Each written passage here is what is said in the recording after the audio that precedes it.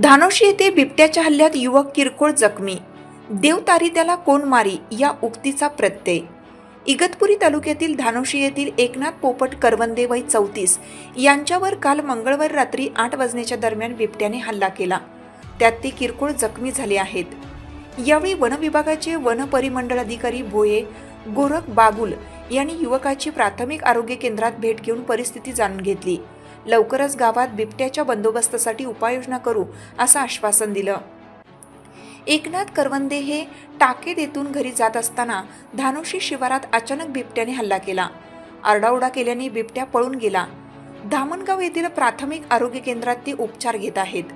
बिबट्याचा तातडीने बंदोबस्त करावा अशी मागणी सरपंच साहेबराव बांबळे, मंगेश बांबळे, विठ्ठल बांबळे, रामदास करवंदे, गंगाराम करवंदे, सीताबाई जाधव, उज्ज्वला बांबळे, नंदाबाई करवंदे, बुधाबाई जोशी, गोरख धोंगडे आदींनी केली आहे। एकनाथ पोपट करवंदे, मायदरा धानोशी, तुकडवाडी। मी रस्त्याने जात असताना मागून अचानक वाघाने हल्ला केला आणि माझ्याकडे मोबाईलची छोटी टॉर्च असल्यामुळे मला काय दिसू शकले नाही। अचानक मागून उडाल्यामुळे मी पुढे पडला, त्यानंतर माझ्या मानेवरती वरून तो उडाला। मी खाली पडल्यानंतर तो पुढे गेला, त्याच्यामुळे थोडं मी बाल बचावलो।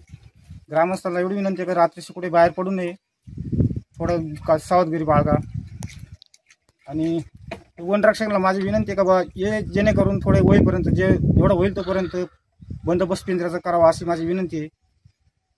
कसे लहान सहान पोरे आपले रानाच्या वस्तीला राहतात, त्यामुळे काही बालकांना होऊ नये, त्याच्यामुळे वनरक्षकाला काळजीपूर्वक माझी विनंती आहे।